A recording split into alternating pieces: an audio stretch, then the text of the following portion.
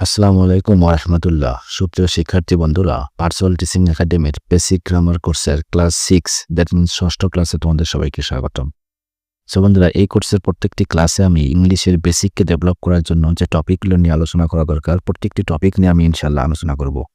So তোমরা যদি এই কোর্সের প্রত্যেকটি ক্লাস মনোযোগ সহকারে দেখো এবং সেই অনুযায়ী প্র্যাকটিস করো, সো ইনশাআল্লাহ তোমাদের ইংলিশের বেসিক অনেকটা ডেভেলপ হবে। সো চলো বন্ধুরা, তাহলে আজকের ক্লাসটি শুরু করা যাক। সো আজকের এই ক্লাসে আমরা যে বিষয়টি অর্থাৎ যে টপিকটি নিয়ে আলোচনা করব সেটি হচ্ছে ট্রানজিটিভ এবং ইনট্রানজিটিভ ভার্ব। ঠিক আছে, transitive verb, intransitive verb. So বন্ধুরা, গত ক্লাসে আমি ভার্ব, তারপর finite verb, non finite verb, principal verb, auxiliary verb এগুলো কিন্তু ডিটেলস আলোচনা করেছি। সো তোমরা অবশ্যই কিন্তু এই ক্লাসগুলো দেখে নিবা, দেখে নেওয়ার পরে আজকের এই ক্লাসটি করবা। সো বন্ধুরা, আজকের এই ক্লাসে আমরা প্রিন্সিপাল ভার্ব যে দুই প্রকার, ঠিক আছে, ট্রানজিটিভ, ইনট্রানজিটিভ, এই দুই প্রকার ভার্ব নিয়ে ডিটেলস আলোচনা করব। সো চলো তাহলে আমরা আলোচনা শুরু করি। সো বন্ধুরা, ফার্স্ট অফ অল আমরা ট্রানজিটিভ ভার্ব, তো ট্রানজিটিভ ভার্ব কি বা কাকে বলে সেটি সম্পর্কে জানবো। সো ট্রানজিটিভ ভার্বের বাংলা হচ্ছে সকর্মক্রিয়া। সকর্মক্রিয়া, তো সকর্মক্রিয়া, সকর্ম কথাটার মানে আরো সহজ বাংলা হচ্ছে যার কর্ম আছে বা যার অবজেক্ট আছে। তার মানে কি, যে ভার্বের অবজেক্ট আছে সেই ভার্বটাই হচ্ছে ট্রানজিটিভ ভার্ব। সো বন্ধুরা দেখো, যে ভার্বের অবজেক্ট থাকে বা যে ভার্ব অবজেক্ট গ্রহণ করে তাকেই ট্রানজিটিভ ভার্ব বা সকর্মক্রিয়া বলে। ঠিক আছে, সো ইংলিশে যদি আমরা ডেফিনিশন দিতেই, সেটি হচ্ছে the verb that takes an object is called transitive verb. So আশা করি বুঝতে পারছো। তার মানে কি, এখানে আমাদের ট্রানজিটিভ ভার্ব কি বা ট্রানজিটিভ ভার্বকে চেনার জন্য অবশ্যই কিন্তু আমাদের অবজেক্ট সম্পর্কে ধারণা থাকতে হবে। ঠিক আছে, সো বন্ধুরা, অন্য একটি ক্লাসে আমি অবজেক্ট নিয়ে ডিটেলস আলোচনা করি, আপনার আলোচনা করব।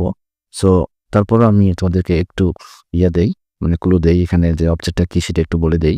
সেটা হচ্ছে যে অবজেক্ট হচ্ছে কি, যে কর্তা বা সাবজেক্ট যাকে আশ্রয় করে ক্রিয়া সম্পন্ন করে। ঠিক আছে, যাকে আশ্রয় করে ক্রিয়া সম্পন্ন করে সেটাই হচ্ছে কি অবজেক্ট। তাছাড়া এই অবজেক্ট আমরা সেন্টেন্সে কিভাবে ফাইন্ড আউট করব বা কিভাবে বের করব, ঠিক আছে, খুঁজে বের করব, সেটি সম্পর্কেও আমরা দেখব একটু পরে। সো আমরা এখন কিছু এক্সাম্পল দেখি। সো দেখো, আই ইট রাইস, আমি ভাত খাই। He watches TV, say TV দেখে। আই হেল্প হিম, আমি তাকে সাহায্য করি। সো এগুলো, এই ভার্বগুলো হচ্ছে ট্রানজিটিভ ভার্ব। ইট, ওয়াচেস, হেল্প এগুলো হচ্ছে কি ট্রানজিটিভ ভার্ব। কারণ এখানে কি, দেখো প্রত্যেকটা ভার্বের অবজেক্ট আছে। তাহলে ইট ভার্বের অবজেক্ট হচ্ছে রাইস, তারপর ওয়াচেস ভার্বের অবজেক্ট হচ্ছে টিভি, তারপর হেল্প ভার্বের অবজেক্ট হচ্ছে কি হিম। সো এগুলো হচ্ছে কি অবজেক্ট, যার কারণে এই ভার্বগুলো হচ্ছে ট্রানজিটিভ ভার্ব। সো কেন এগুলো অবজেক্ট বা কিভাবে আমরা বুঝবো এগুলো অবজেক্ট, সেটি আমরা এখন একটু দেখবো। বন্ধু দেখো, যে সেম আমি কিন্তু এক্সাম্পলগুলো এখানে লিখেছি। I eat rice, he watches TV, I help him. ঠিক আছে, এই সেম ভার্বগুলোই আমি বা সেম সেন্টেন্সগুলো এখানে লিখেছি। সো এখানে একটু লক্ষ্য করো, ভার্বকে কি বা কাকে দ্বারা প্রশ্ন করলে, ভার্বকে কি বা কাকে, এই দুইটা, ঠিক আছে, দুইটা ওয়ার্ড দিয়ে বা দুইটা এখানে শব্দ দিয়ে আমরা কি করব, প্রশ্ন করব। ঠিক আছে, ভার্বকে কি বা কাকে দ্বারা প্রশ্ন করলে যদি উত্তর পাওয়া যায় তাহলে ওই উত্তরটি হবে অবজেক্ট। ঠিক আছে, ভার্বকে কি বা কাকে দ্বারা, ঠিক আছে, প্রশ্ন করলে যে উত্তর পাওয়া যাবে সেই উত্তরটি হবে অবজেক্ট, বা ওই উত্তরটুকু বা ওই উত্তরটি ভার সেন্টেন্সের বা যে অংশের মধ্যে থাকবে সেই অংশটুকুই হচ্ছে অবজেক্ট। সো দেখো, আই ইট রাইস, আমি ভাত খাই। আই ইট রাইস, আমি ভাত খাই। তাহলে আই ইট, আমি খাই। কি খাই, দেখো কি দ্বারা প্রশ্ন করা হয়েছে, কি খাই, ভাত। ঠিক আছে, তার মানে হচ্ছে রাইস, তার মানে এই সেন্টেন্সের অবজেক্ট হচ্ছে কি রাইস। তারপর he watches TV, say TV দেখে। তাহলে হি ওয়াচেস, সে দেখে, কি দেখে, টিভি। দেখো কে দেখে, উত্তর হচ্ছে টিভি। সো তার মানে কি, টিভি হচ্ছে এখানে অবজেক্ট। তাহলে আই হেল্প হিম, ঠিক আছে, আমি তাকে সাহায্য করি। তাহলে আই হেল্প, আমি সাহায্য করি, কাকে সাহায্য করি, তাকে, মানে হিম। ঠিক আছে বন্ধুরা, সো আশা করি বুঝতে পারছো। তাহলে এই ভার্বগুলোকে আমরা কি বা কাকে দিয়ে প্রশ্ন করব, প্রশ্ন করার পর উত্তর যে অংশটুকুর মধ্যে থাকবে, সেন্টেন্সের যে অংশের মধ্যে থাকবে বা যতটুকু অংশের মধ্যে থাকবে ততটুকু অংশই হচ্ছে অবজেক্ট। সো বন্ধুরা, তাহলে একটা সেন্টেন্সে একাধিক অবজেক্টও থাকতে পারে, সেটা আমরা পরবর্তীতে দেখব।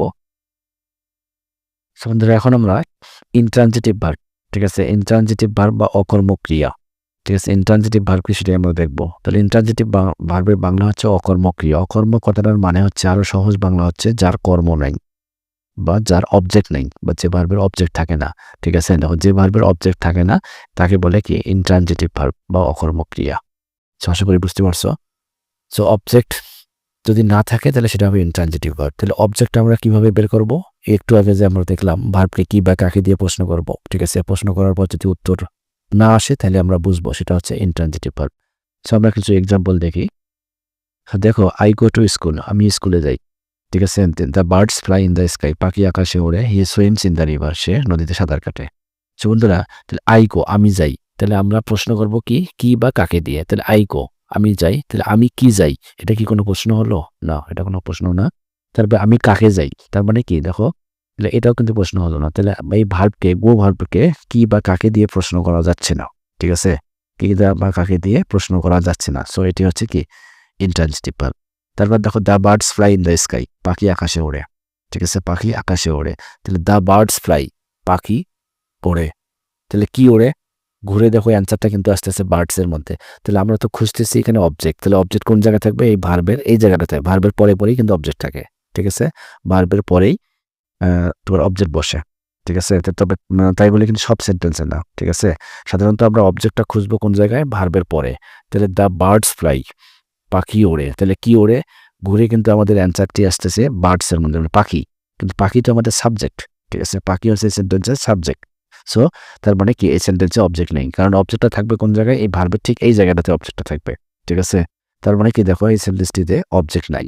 মানে ভার্বকে কি বা কাকে দিয়ে প্রশ্ন করে আমরা একটা উত্তর পাচ্ছি, কিন্তু সেই উত্তরটা আসতেছে বার্ডস এর এখানে। কিন্তু বার্ডসটা সেন্টেন্সের সাবজেক্ট, সাবজেক্ট আর অবজেক্ট হতে পারে না। ঠিক আছে? সো যার কারণে এটা হচ্ছে কি ইন্ট্রানজিটিভ ভার্ব।